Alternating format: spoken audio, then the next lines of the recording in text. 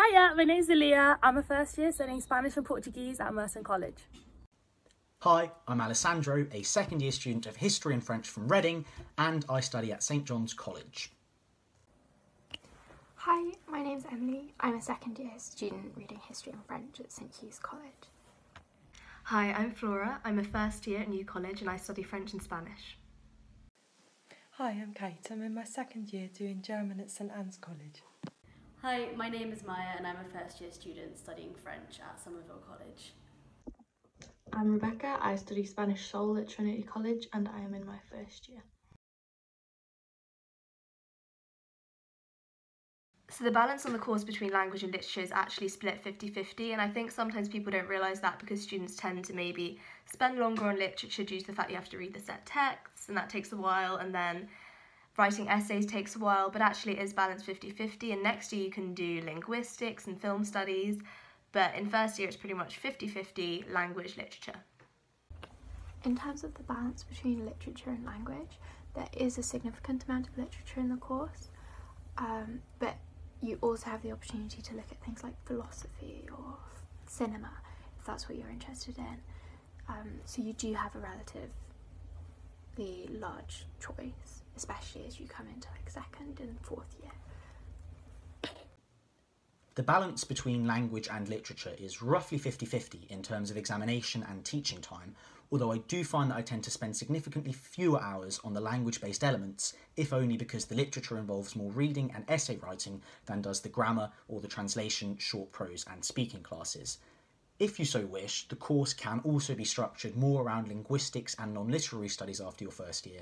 For example, I intend to take a paper on advanced translation for my finals. As for the balance between language and literature in the course, the German language degree at Oxford is pretty literature heavy. We study a lot of 19th century literature. There's also at least one compulsory medieval paper that we do. I only do one. I've chosen to do more linguistics. I do general linguistics and then modern German linguistics. There's also a lot of translation from English to German and vice versa. The number of contact hours you have per week will vary a lot depending on what degree you do, because there are so many different combinations of languages degrees. For me personally, because I study just French, I have an average of 9 to 10 contact hours a week, which I think is the norm for languages. You might have a bit more or a bit less, but have a look on the university website because there might be more information specific to your degree combination. As for contact hours, I have about 4 or 5 hours worth of lectures per week, as well as an hour worth of grammar and oral classes. And then I also have translation class every other week, and then a tutorial every week that alternates between a commentary, which is a shorter essay, and an actual essay. And then I also have for my soul studies a seminar every other week that is a bit longer in a more intimate group of people based on my soul studies. The contact hours depend a little bit on your term and on your subject combination. So for instance, this term I've had less contact hours just because I've had less lectures. But in general, I have around 11 contact hours on odd weeks and around 14 on even weeks. And that's made up of 5 lectures, 5 seminars, 2 tutorials and 2 oral classes. Last year, all of my teaching was done in English. Even language teaching, lots of the classes would predominantly be in English. However, this year it has started to increase the amount of French that we're speaking. A lot of my lecturers have started to do lectures in the foreign language, and my teaching is more in French than it was last year. But the literature classes, they're always in English throughout your degree. For first year, most of your teaching will be done in English. However, for your oral classes, which are your speaking classes, the teaching will be done in the foreign language that you're studying. And also, some of your grammar classes might be taught in your foreign language. That does depend if you're doing a language from beginners or post A-level as well. So that will vary depending on your degree combination. In first year, the majority of the teaching is done in English, not the target language, because I think they really want to make sure you get a grip on the content you're studying and on the grammar rules. And then as you progress into university, you start to do more classes in the target language. But I do my Spanish grammar classes in Spanish and all of my oral classes, obviously, in the language. At first, the idea of studying 2 different languages at university did sound daunting, especially Spanish and Portuguese, because the two have their similarities in terms of grammar. However, my tutors are completely understanding and know that if there's any confusion now, it'll disappear as time goes on. I also find it beneficial because I get double the amount of time to focus on the skills that I've learnt during my first year. For example, translation or analysing literature for my tutorial essays. I also receive a lot of different feedback from the various tutors that I have.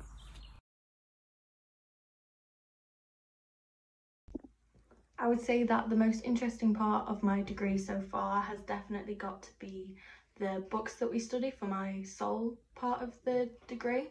And even though there's only a smaller amount of us doing it, this actually means that we can get into the books more and really analyse the literature side of Spanish rather than just stick with the core language stuff.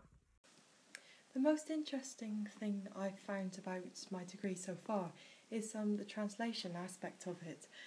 So you're trying to, you do it from both German to English and English into German, getting it as idiomatic as you can, but also as faithful to the original text. And something else I've also found really interesting was the philosophy module in my first year. We studied Marx and Engels, Kant, and... For me, my favourite part of the course is either translation or my oral classes. Translation because it's a new skill which I've had to develop this year. And there's often more than one right answer, which makes it a really nice discussion during our seminars weekly. I also find that oral classes are good fun because it's nice to see that all the effort you've put into learning grammar and vocab really does pay off. And it makes me really excited for my year abroad. Well, as I speak to you now, I've just completed a rather extended essay on 18th century Francophone thought, particularly approaches to theology and the problem of evil among Enlightenment philosophers. Now, what I've just said to you might sound like hell, but it very much inspired and interested me. If Voltaire and Rousseau aren't your cup of tea, however, I have also found translation an enjoyable and fulfilling exercise, which I've already dedicated resources to outside of my degree and on which I intend to spend more time on my year abroad. Learning a language from scratch this year has been a lot of fun. I was really nervous at the start because I didn't think I'd be able to pick it up as quickly as I should have.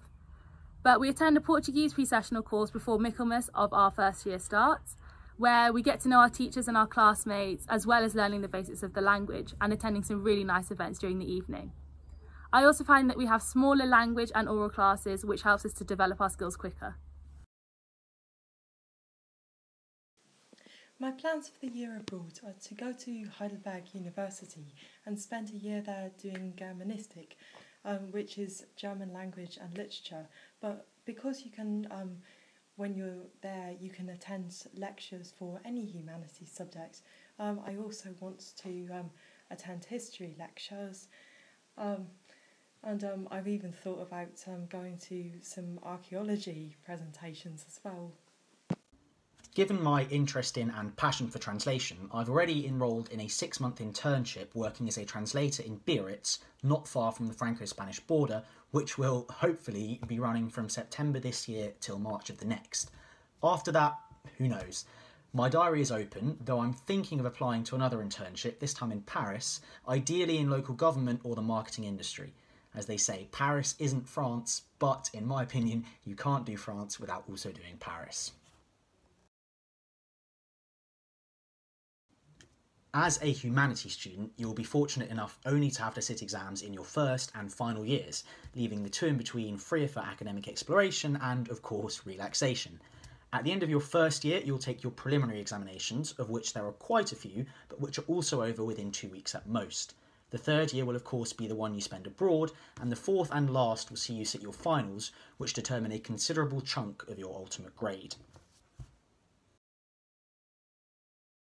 Oxford is not just hard work. This is definitely a misconception. Of course, the degree is always going to be challenging, but that can be quite fun as well, and there's just so much space to try different things, and you're always going to have time to do different things, to socialise and to relax as well, so it's definitely not just hard work. Is it all hard work? No. The work that you are set is difficult. It is a new standard, it's a higher standard, and there'll be bits that you really struggle with, but there's also bits that you might find easier and you enjoy more, but there's always tutors and always different support networks to help you with your academic studies. And for it being all work, there is still time for a social life with this course and with going to Oxford. That is a myth that you have absolutely no free time. I think it is a lot of hard work, but it's not impossible. It's made me a more resilient and independent learner, I think, due to the challenging aspect of the work. And I really enjoy it a lot of the time. And whenever I need help, I know there's a huge network of academic and welfare support for me out there, which is really nice. During my spare time, I enjoy going to different events with my friends or just simply chilling in the college bar talking about random things that may have happened throughout the day. I also enjoy going to salsa and bachata classes during the evenings as part of the Oxford University Salsa Society. I've competed in ballroom and Latin as part of the OUDC. And if I just want to relax, I'm either playing piano or just watching Netflix, sometimes in Spanish and Portuguese to help me with my language skills. There is so much to do in your free time. Oxford has an infinite amount of societies that you can join. There's definitely something for everyone. There's a wide range of music, sports, drama, anything that you can possibly imagine. It's a great chance to try something new that you've never done before as well, or you might just want to spend time with your friends in your free time. That's one question you don't ask a second year student with no concrete career plans, but I'll give it my best shot. What I would say is that it's definitely worth taking advantage of the plentiful programmes and contacts on offer at the university's career service to try your hand at different industries and ascertain your niche. For instance, I found after a term-time micro-internship that management consultancy definitely wasn't for me. I may well end up in academia after 4 years of doing that and little more, but honestly, as long as I'm speaking French daily, bit optimistic maybe, I will be happy. A difference between school and university is that you need to be more independent and reliant on your own resources and your own capabilities to do things. You cannot be going to your professors every 5 minutes saying that you cannot do something and they will help you. You have to learn to do things on your own, get things wrong on your own, so that you can really start to establish something from your core self.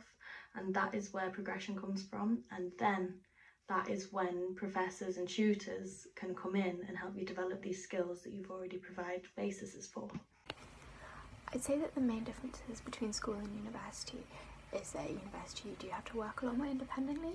There's still a lot of help available if you need it, but it's quite nice being able to work at your own schedule when suits you, and you get to pursue your own interests a lot more.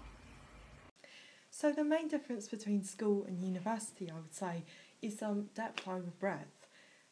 There's a lot more pressure, obviously, at Oxford than there was at school, but personally I enjoy it a lot more because I'm just interested in everything I do, even the stuff I'm least interested in. So yeah, I enjoy the tight deadlines and the pressure. It just keeps me grounded. And yeah, you don't have to waste your time with anything you're not into.